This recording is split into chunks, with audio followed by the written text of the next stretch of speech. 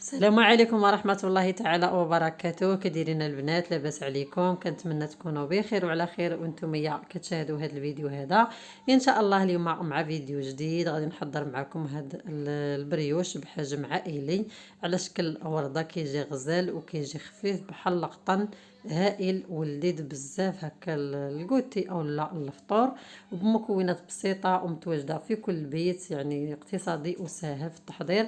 غادي ندوزو على بركه الله باش نشوفوا المكونات مع طريقه التحضير.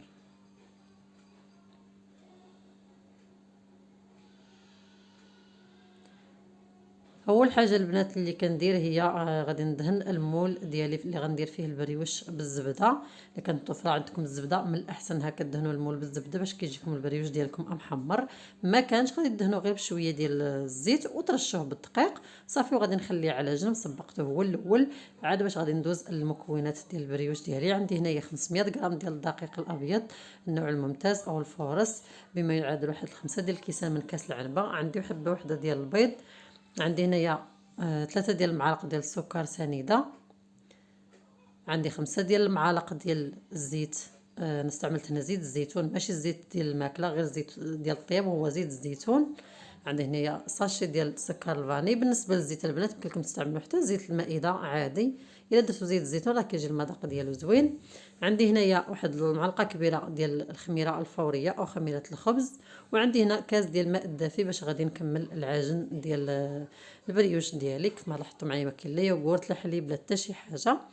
وصافي غادي ندوزو على بركه الله. غادي نبدا العجينه ديالي. راني ديجا درت واحد القبيصه ديال الملحه مع الدقيق، ضروري من القبيصه ديال الملحه. صافي كندير ديك الخميره كنخوي عليها شويه ديال الماء باش ترطاب، وداك البيضه كنحيد داك الصفر كنخليه على جنب. كندهن به البريوش ديالي من بعد، وداك الابيض كنديرو يعني في العجين هكا غير باش ما نرميوش. وصافي صافي كندير الساشي ديال السكر الفانيلا. الا بغيتو تنسموا هذا البريوش بالنكهه ديال الحامض اولا ديال البرتقال، ما عليكم الا تحكوا قشره ديال الحامض اولا البرتقال اللي متوفر عندكم. ولا بغيتو ديروا بمذاق الفاني كما درت انا غتستعملوا ساشي ديال السكر الفاني. صافي كنجمع داك العجين ديالي، كنبقى نزيد الماء بشويه بشويه. انا غير هنا مسرع الفيديو باش ما يجيكمش الفيديو طويل او ممل. صافي وكنجمع داك العجين ديالي. وهاد البريوش البنات على فكره كيخمر مره واحده، يعني ما كيديش لنا الوقت بزاف، ما كنحتاجوش نخمروه المره الاولى ونعاودو نخمروه المره الثانيه. صافي غير كنجمع داك العجين كنديروه على سطح العمل وكندلكو واحد شويه، واحد المده ديال من 2 حتى 3 ديال الدقائق هكا. غير كنجمعوه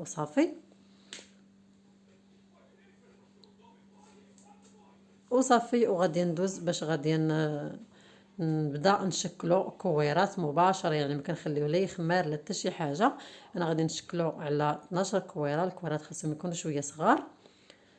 وصافي البنات غادي نشكلو على 12 كويره، المهم على حسب المول اللي نتوما عندكم. انا عندي هذا المول شويه كبير، الا كان عندكم مول صغير رات يعني كيبقى لكم الاختيار. بغيتو ديروا حتى الكويرات بحجم كبير ويجيكم دوك الوردات هكايا الشكل ديالهم كبير كيمكن لكم. صافي كنشكلهم هكايا كويرات كلهم.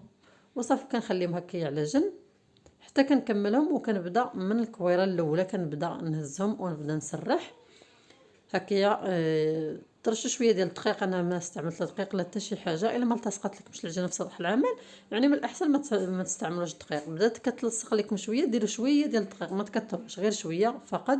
صافي كنهز الكويره كنبدا نشكلها هكا بشكل مستطيل كما كتلاحظوا معايا. وصافي غنجيب شويه ديال المربى. بالنسبه للحشوه انا غندير المربى. كيبقى لكم الاختيار، بغيتو ديروا كريم باتيسير، بغيتو ديروا المربى كيف ما درت انا، بغيتو ديروا الشوكولا ديال الدهن، كيبقى لكم حريه الاختيار بالنسبه للحشوه. صافي كنديرها في الوسط. كنطوي العجين ديالي على 2 كيف ما لاحظتوا معايا في الفيديو.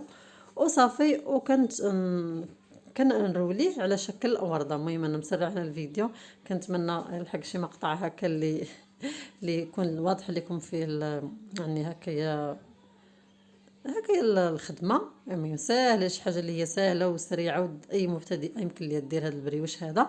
كندير غير قياس ديال المعلقه صغيره ديال المربى في الوسط. صافي وكنطوي الجنب على الجنب الاخر بهذه الطريقه هذه. كنضغط واحد شويه صافي وكنبدا ندور بهذا الشكل هذا حتى كيعطينا على شكل ورده بحال هكا.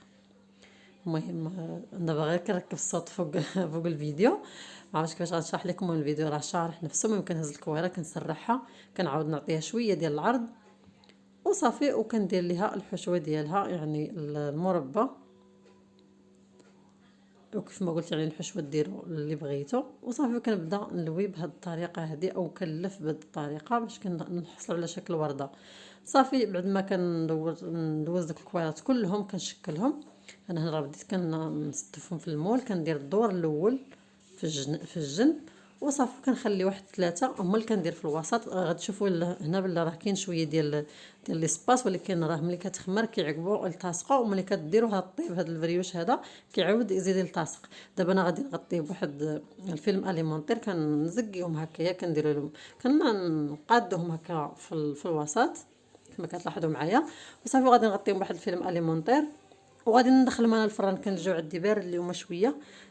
سخنت الفران واحد 5 ديال الدقائق وطفيته وصافي. غادي نغطي البريوش ديالي هكايا بفيلم المونطير وندخل ليه الفران حتى يخمر. ما كيديرش لنا وقت بزاف، تقريبا واحد ثلث ساعه حتى نصف ساعه وصافي. وغادي نتلاقى معكم ان شاء الله باش غادي ندهنوه بالبيض وندخلوه يطيب. وصافي بعد ما خمر ليا البريوش ديالي كيف ما كتلاحظوا معايا راه عندك ليسباس ما كيبقاش غير داك صفار بيضه اللي خليت. زدت عليه واحد المعلقه صغيره ديال الحليب مع قطرات ديال العصير الحامض اولا الخل الابيض اللي متوفر عندكم، غير هكا باش تحيدنا داك الزفوريه ديال البيض. وصافي وبديت كندهن بشويه داك البريوش ديالي. كما كتلاحظوا معايا كيخرج واحد شويه ديال المربى، كيعطي غير واحد الجماليه لهاد البريوش هذا. معليش ماشي مشكل يعني عادي. وصافي غادي ندهن داك البريوش ديالي، غادي ندخلو الفران على درجه الحراره 180 حتى يتحمر ونخرجوه. الا كان عندكم فران ديال الغاز غادي ديروا على النار متوسطه، تشعلوا غير من التحت حتى كيتحمر وتعاودوا تشعلوا من الفوق باش ياخذ داك اللون الذهبي. صافي وتخرجوه كيف ما لاحظتوا معايا. راه ديجا خرجته جا زوين كيف ما كتلاحظوا معايا. غادي ندهنوا بشويه ديال المربى هكا غير باش يعطيه داك اللمعان. الا ما بغيتوش دهنوا حتى بشي حاجه كيبقى لكم الاختيار، يعني هذه مساله اختياريه. صافي غندهنوا بشويه ديال المربى كيف ما كتلاحظوا معايا. كيجي غزال البنات وكيجي لذيذ بزاف، اسفنجي لذيذ. وكيف ما لاحظتوا معايا المكونات ما يعني ماشي صعيبه. ما قد اي اخت يكون عندها المكونات في الدار، يعني السكر الزيت بيضه حبه وحده ديال البيض والدقيق، يعني شي حاجه اللي هي زوينه. المربى راه ما ياخذش لنا بزاف ديال المربى، راه غير شويه. كنستعملوا غير معلقه صغيره في كل كويره. هذا هو الشكل النهائي ديالو. كيجي خفيف بحال القطن وكيجي لذيذ بزاف. كنتمنى البنات ينال الاعجاب ديالكم ويعجبكم الفيديو. بحال ديما ما تنساونيش من اللايك وتبارطاجيو الفيديو مع العائله والاصدقاء ديالكم. وخليت لكم الراحه والسلام عليكم ورحمه الله تعالى وبركاته.